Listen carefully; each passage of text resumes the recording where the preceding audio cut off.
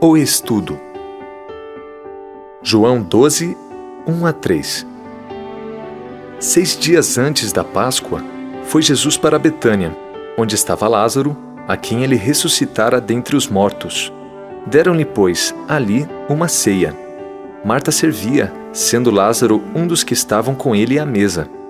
Então Maria, tomando uma libra de bálsamo de nardo puro, muito precioso, ungiu os pés de Jesus e os enxugou com os seus cabelos, e encheu-se toda a casa com o perfume do bálsamo. Marcos 14, 3. Estando ele em Betânia, reclinado à mesa, em casa de Simão, o leproso, veio uma mulher trazendo um vaso de alabastro com preciosíssimo perfume de nardo puro, e quebrando o alabastro, derramou o bálsamo sobre a cabeça de Jesus. Quanto custa? Maria aos pés de Jesus em sacrifício e adoração era em muitos aspectos a melhor coisa que ela podia oferecer.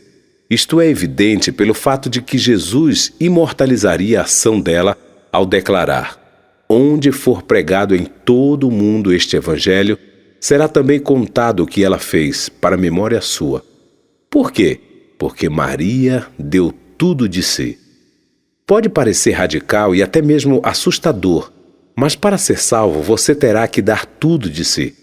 Total submissão, total sacrifício.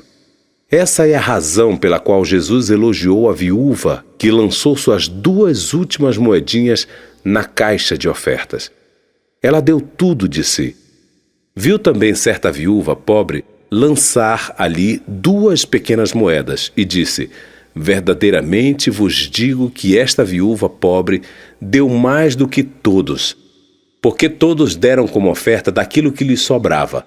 Esta, porém, da sua pobreza deu tudo o que possuía, todo o seu sustento. Muitos nunca experimentam a plenitude da paz e do poder de Deus, porque se rendem apenas parcialmente. O Senhor pode encher nossos vasos apenas até a medida que os esvaziamos. Porquanto quem quiser salvar a sua vida, perdê-la-á. E quem perder a vida por minha causa, achá-la-á. O reino dos céus é semelhante a um tesouro oculto no campo, o qual certo homem, tendo-o achado, escondeu.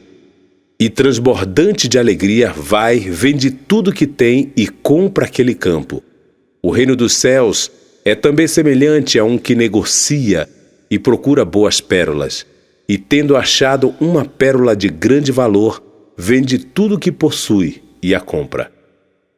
Quando o jovem rico perguntou a Jesus o que ele tinha que fazer para obter a vida eterna, Jesus lhe disse: se queres ser perfeito, vai, vende os teus bens, dá aos pobres e terás um tesouro no céu. Depois vem e segue-me. Tendo, porém, o jovem ouvido esta palavra, retirou-se triste por ser dono de muitas propriedades. Quão trágico que esse jovem saiu com muitas propriedades e tristeza. Milhões por todo o mundo estão fazendo a mesma má escolha, esforçando-se para encontrar felicidade por meio do materialismo e do dinheiro. Por isso Jesus advertiu em seguida: em verdade vos digo que um rico dificilmente entrará no reino dos céus. E novamente ele os acautelou: tende cuidado e guardai-vos de toda e qualquer avareza, porque a vida de um homem não consiste na abundância dos bens que ele possui. Pois que aproveitará o homem se ganhar o mundo inteiro e perder a sua alma? Ou que dará o homem em troca da sua alma? Imediatamente depois de encher as redes até quase se arrebentarem, no que foi a mais bem-sucedida pescaria da vida deles, Jesus pediu que Pedro, André, Tiago e João deixassem tudo e o seguissem. E eles o fizeram. E arrastando eles os barcos sobre a praia, deixando tudo, o seguiram. E disse Pedro: eis que nós deixamos nossa casa e te seguimos. Está o Senhor pedindo a todos nós para darmos fim às nossas posses e segui-lo? Não necessariamente, mas Ele está nos pedindo para colocarmos tudo sobre o altar e estarmos dispostos a fazer tudo o que Ele ordenar. Está pedindo o nosso coração inteiro. Então, naturalmente, terá tudo o mais de nós. Respondeu-lhe Jesus: Amarás o Senhor teu Deus de todo o teu coração, de toda a tua alma e de todo o teu entendimento. Abrir a mão e entregar a Deus. Conta-se que caçadores de macacos na África têm um método inteligente de apanhar sua presa. Eles enchem diversas cabaças com nozes e elas são firmemente acorrentadas a uma árvore. Cada cabaça tem um buraco apenas do tamanho suficiente para que um macaco ingênuo coloque a mão dentro. Quando um animal curioso ou faminto descobre o tesouro de nozes, coloca a mão dentro e agarra um punhado delas. Mas o buraco é pequeno demais para ele retirar a mão fechada. Não tendo percepção suficiente para abrir a mão e soltar o ilusório prêmio, ele é facilmente capturado. Esse é um quadro apropriado de muitos cristãos. O inimigo os enreda com suas astuciosas armadilhas. Ele apela para sua ganância natural e apetites carnais, que conduzem à ruína espiritual. Uma vez que se agarram a essa isca mundana, não podem escapar da armadilha de Satanás.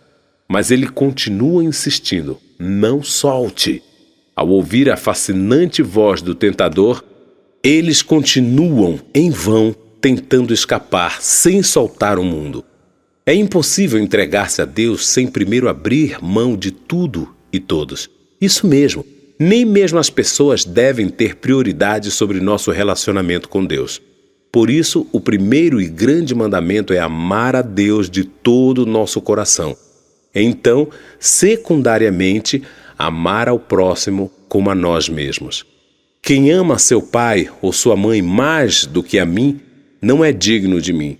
Quem ama seu filho ou sua filha mais do que a mim, não é digno de mim.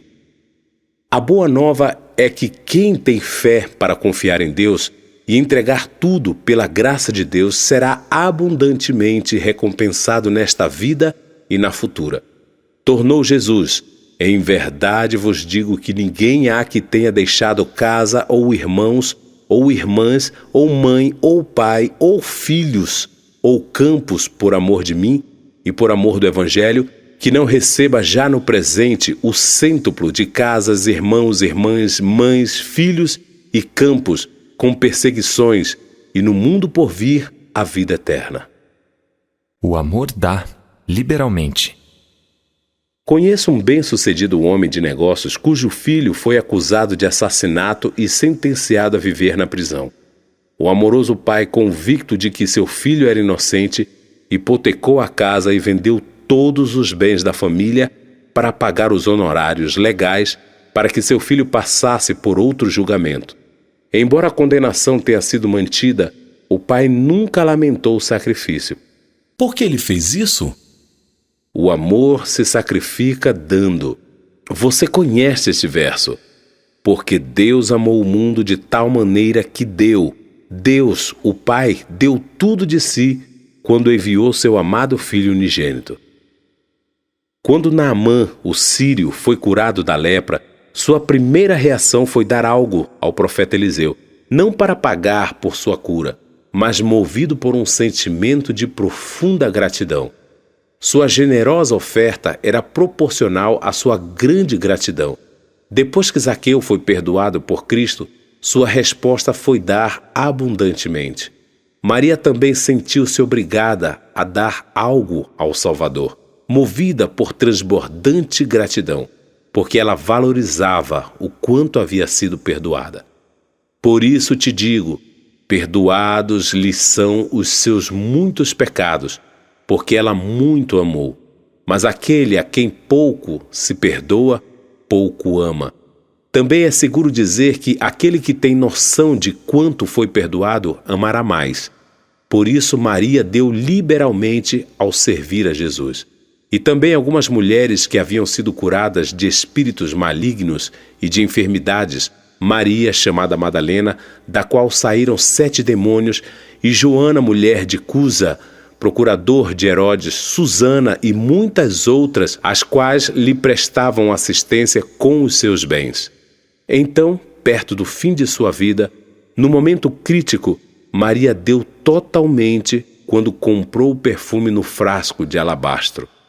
Cada um contribua segundo tiver proposto no coração, não com tristeza ou por necessidade, porque Deus ama a quem dá com alegria. O ungido. Desde os tempos antigos, sacerdotes e reis eram cerimoniosamente ungidos com óleo como sinal de nomeação oficial para exercer o cargo e como símbolo do poder e Espírito de Deus sobre eles. Depois derramou do óleo da unção sobre a cabeça de Arão e ungiu-o para consagrá-lo. Outro exemplo disso é o capitão Jeú, sendo ungido com um vaso de azeite por um dos profetas para confirmar sua designação como rei. Toma o vaso de azeite, derrama-lhe sobre a cabeça e diz: assim diz o Senhor, ungi-te rei sobre Israel. Isso indica o enorme significado da unção do Senhor feita por Maria, exatamente antes da cruz. Jesus estava sendo confirmado como nosso rei, sacerdote e sacrifício. O hebraico Machá, ou Messias, e o grego Christos são ambos traduzidos como o ungido. Algumas pessoas pensam que Cristo era o último nome de Jesus, mas a palavra Cristo é um título, o ungido. O ato de Maria lavar ou ungir os pés de Jesus com suas lágrimas significa que Jesus caminha conosco em nossas tristezas e sente nossa dor. Contaste os meus passos quando sofri perseguições. Recolheste as minhas lágrimas no teu odre. Não estão elas escritas no teu livro? Nossos pés foram banhados em suas lágrimas, e sua cabeça foi coroada com os espinhos de nossos pecados.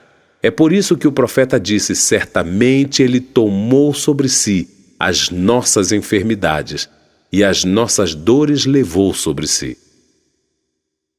Serviço humilde. Alguém que visitava um hospital viu certa vez uma enfermeira cuidando das repulsivas feridas de um paciente leproso e disse: eu não faria isso nem por $1 milhão. A enfermeira respondeu: nem eu, mas faço isso de graça por Jesus. Amor genuíno é desejar servir sem qualquer reconhecimento ou até remuneração. Qual a definição para sucesso? No mundo, o sucesso é frequentemente medido pelo tipo de carro que uma pessoa dirige, pelo tipo de roupa que a pessoa usa, pelo tipo de casa que uma família possui. Com o Senhor, não é o tipo de carro que a pessoa dirige, mas o tipo de pessoa que dirige o carro. A questão é o tipo de mulher que usa o vestido e que tipo de família vive na casa. As pessoas olham para a aparência exterior, enquanto o Senhor vê o coração. Com Deus, o sucesso não é medido por quanto você tem, mas por quanto você dá. As pessoas temem você ou o amam. No mundo, a importância é medida por quantas pessoas trabalham para você, mas Deus observa para ver a quantas pessoas você serve. Napoleão Bonaparte disse: Alexandre, César, Carlos Magno e eu mesmo fundamos impérios, mas em que baseamos as invenções de nosso gênio? Na força. Sozinho Jesus Cristo fundou seu império sobre o amor, e neste momento milhões de pessoas morreriam por ele. A Bíblia ensina que o cabelo da mulher é sua glória. A mensagem visual na ação de Maria de enxugar os pés de Jesus com seu cabelo representava serviço humilde, submissão, adoração e entrega completa. E eis que Jesus veio ao encontro delas e disse: salve! E elas, aproximando-se, abraçaram-lhe os pés e o adoraram. F.B. Meyer disse certa vez, abre aspas, eu costumava pensar que as dádivas de Deus estavam em prateleiras, umas sobre as outras, e que quanto mais alto nos tornássemos no caráter cristão, mais facilmente poderíamos alcançá-las. Agora descobri que as dádivas de Deus estão em prateleiras umas abaixo das outras. Não é uma questão de tornar-se mais alto, mas de inclinar-se. Temos de abaixar, sempre abaixar, para alcançar suas melhores dádivas. Fecha aspas. Judas. Mas Judas Iscariotes, um dos seus discípulos, o que estava para traí-lo, disse: Por que não se vendeu este perfume por 300 denários e não se deu aos pobres? Isso disse ele, não porque tivesse cuidado dos pobres, mas porque era ladrão, e tendo a bolsa, tirava o que nela se lançava. A Bíblia faz o registro de 2 pessoas que beijaram a Jesus. Judas beijou seu rosto, depois o traiu. Maria beijou seus pés, depois o serviu. O sacrifício e o serviço autênticos de Maria eram uma pungente censura ao egoísmo de Judas. Normalmente, aqueles que, como Judas, torcem o nariz para as Marias pecadoras, o fazem como uma tática para evitar que as pessoas focalizem seus pecados.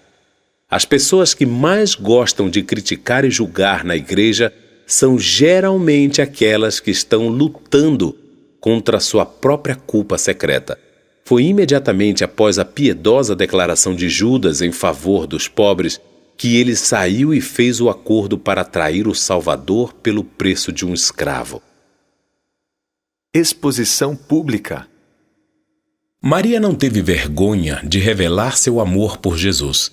Mas muitos cristãos têm medo de mostrar seu amor por Jesus publicamente, no local de trabalho ou na vizinhança, com receio de ser ridicularizados por sua fé. Tenho observado que muitos cristãos, quando comem num restaurante, esperam até que ninguém esteja olhando, então rapidamente inclinam a cabeça por 3 segundos para agradecer silenciosamente a Deus pela comida. Porque qualquer que de mim e das minhas palavras se envergonhar, dele se envergonhará o Filho do Homem, quando vier na sua glória e na do Pai e dos santos anjos. Porque Maria não teve medo de demonstrar publicamente sua lealdade e submissão a Jesus. O Senhor estava disposto a defendê-la em público.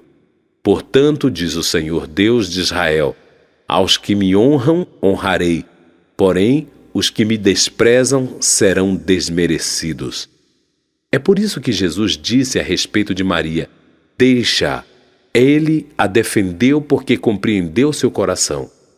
Lembre-se de que até mesmo o Senhor teve algumas adúlteras e prostitutas regeneradas em sua árvore genealógica: Raabe, Tamar, Batseba. Na verdade, a reputação de sua própria mãe havia sido denegrida pelas circunstâncias envolvidas em sua concepção incomum.